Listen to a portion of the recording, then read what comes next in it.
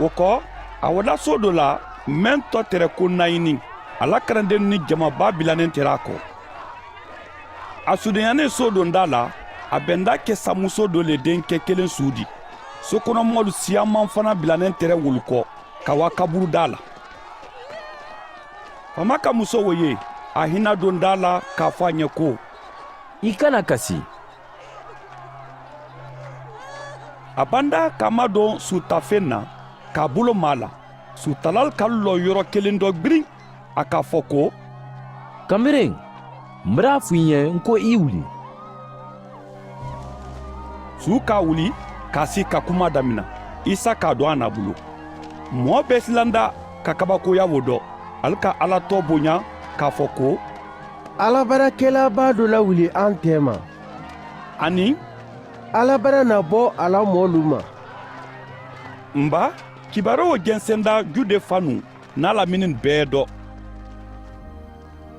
yaya la karandenw ka kibaruw bɛɛ lasa ma o dɔ a kala karanden fila kili ka wuli keleya ko ali wa faama ma ɲininka ko mɛn natɔ o le ye i le di baa an ye dɔgbɛrɛ makɔnɔ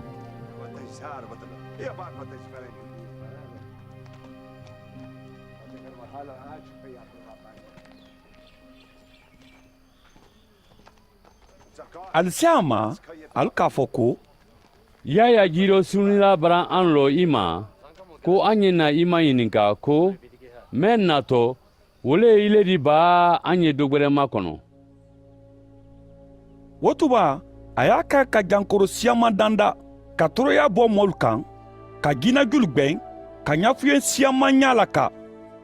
a kalu jaabi ko alu ye minnu yela ka minnu mɛn alu ye waa wulu fɔ yaya ɲɛ ko fuye nu ɲa bɛra la ka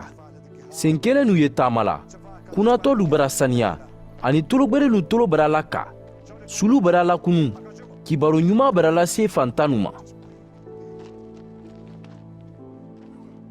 dubaden ye mɔɔ le di mɛn maa sen nata na ko dɔ yayalakiladen bɔ mɛn kɛnɛ yen a kumada jama ɲɛ yayalako kan a k'a fɔ ko alu wada mun dɔgbɛ di a wula kɔnɔ alu wada bi ne dɔgbɛ fɔɲɔ ye mɛn na malaba alu wada mun dɔgbɛ di a wo dɔ fani dagwɛlɛn t'i ba i ɲa lɔ minnu ye fani dagwɛlɛn donna ka ɲɛnamaya kɛ fɛn kɛ nu dɔ wulu ye mansabon ne la kɔni alu wada mun dɔgbɛ di a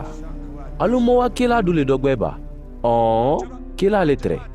n di a fɔ alu ɲɛ ko ale ka bon kela di panw ale le la ko fɔda sɛbɛli dɔ ko i ɲa lɔ n di n na keladen na wa i ɲɛ mɛn di i la sila dɔ bɛn i ɲɛ n di a fɔ alu ɲɛ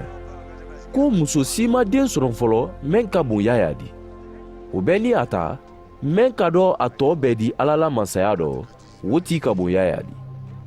mɔɔ minnu bɛɛ tɛrɛ yen ka lanisɔnkɔminalaw kan olu ka kuma wo mɛn k'a fɔ ko ala telennɛ ba yayɛlɛ ka alisunji dɔ kɔni farisilu ni makadanalu ka alu ban ala sago ma ba alu ma sɔn yaya ye alisunji dɔ n ye bi mɔlu lala mun ma alu bɔnɛ mun na alu bɔnɛ dennɛ nu le la minnu sini ɲɛnatɛ la baara dɔ ni alu ye ɲɔgɔn kilila ko an ka file fɛ alu ɲɛ kɔni alu ma sɔn ka alu dɔn an ka saya dɔnkili la alu ɲɛ kɔni alu ma kasi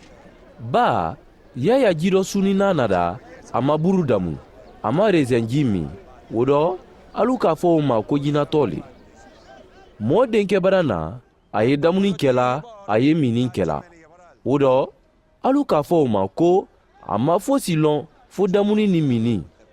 ko a k'a teri kɛ nisɔnkɔminalalu ni jurumuntalalu le di kɔni hankilimaya di jo sɔrɔ a dinu bɛɛ fɛ